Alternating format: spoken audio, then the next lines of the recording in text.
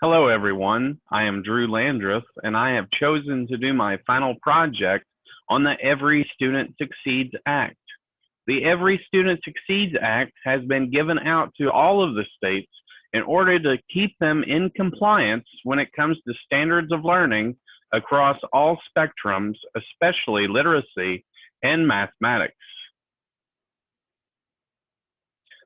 All things involving the Every Student Succeeds Act began with the Elementary and Secondary Education Act of 1965. The acts have been updated in every state several times and is something that comes down from the federal government. This was part of Lyndon B. Johnson's infamous War on Poverty. All states have had to embrace this into their education system. All students need to be able to succeed in their lives and have the equal opportunity to do so. Interventions are important to be able to get students to where they need to be. Whenever children are beginning to slip on their grades, this is whenever early detection of this aspect is so important. Without early detection, it can be very difficult to reverse the process. It is more efficient and effective to be able to help students before they go down a declining path. In Indiana, one of the biggest focuses is on English proficiency. Literacy in any language is a very important starting point before moving into some of the other concepts that can be harder and more intense, including mathematics and other subjects. Without understanding literacy, it is very difficult to know mathematics as well. All of this works hand in hand. The state of Indiana understands that this has to be made a central theme to moving students further in their curriculum. Other languages are also important to the state of Indiana.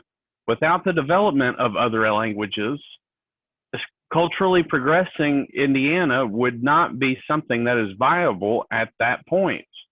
Diversity is also an important concept to look at in this same context. It is important that our children are culturally sensitive to the world around them. Without this in their education future, it is hard to have children understand the importance of this whenever interacting with others. iLearn is also known as the Indiana Learning Evaluation Assessment Readiness Network Program. iLearn is a student-centered approach to help students succeed in their early years in the classroom and develop them from the K through 12 levels. This is also an important time for collegiate readiness. Instead of waiting until the middle school years, it is important to develop children in their earlier years, which studies have shown are the more important times for developing for later stages in life. Not only this, but this process also helps administrators to effectively see and manage benchmarks that correlate with collegiate success for students. For instance, whenever a student is seen to be struggling in an area, interventions can take place early in order to help these students to succeed.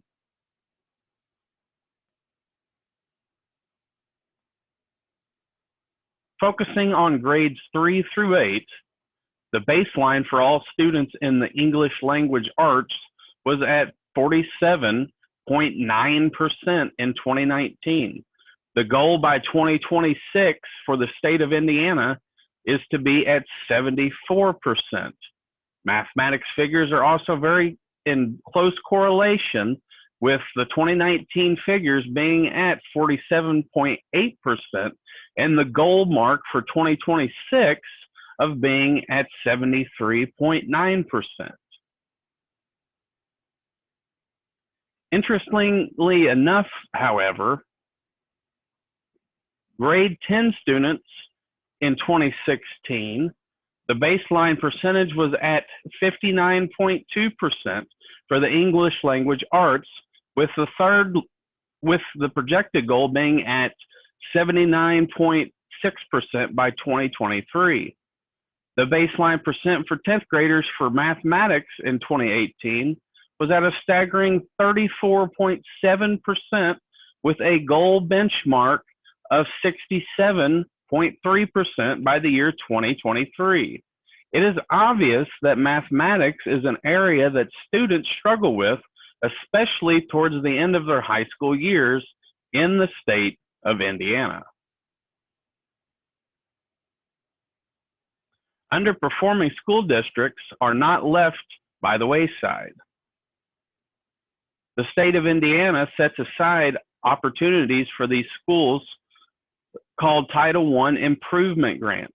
Whenever schools are targeted as seen as underperforming, these grants are brought in order to help bring the school systems up to par.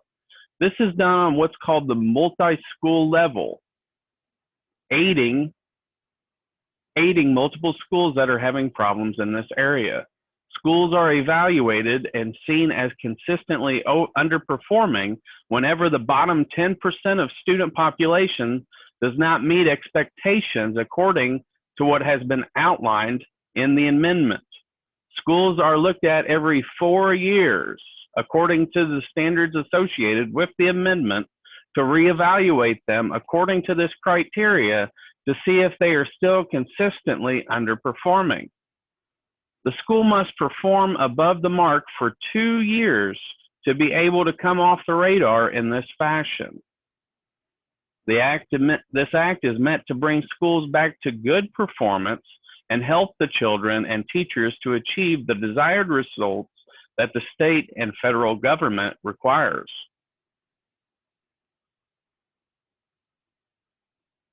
Improvement grants are among some of the things that help schools to be able to get back onto their feet whenever falling below the levels that they should be at. Title I grants through the Indiana Department of Education are some of the funding that helps these schools begin to come above the curve. A multi-school framework is an approach that is used in this process to maintain a targeted approach while bringing whole school districts out of these issues. Technical assistance is also something that is used in these processes to aid these school districts in coming out of the problems that they are facing. Research-based model. The research-based model targets those schools that have fallen below the line for at least 2 years. Interventions are key in bringing these school districts that are struggling out of the trouble that they find themselves in. What's called What Works Clearinghouse is established to include examples of interventions that have worked for the state of Indiana. This coincides with improvement plans that are put into place by administrators of these programs in order to further define what does work and what does not work. Technical assistance providers are among some of the groups that help make up these intervention methodologies a reality on the main front. Supporting excellent educators. Title II, Part A is the funding stream that is used for this program strategy. This is important for making teachers even more effective than they already are. This helps in areas such as the following. Retention.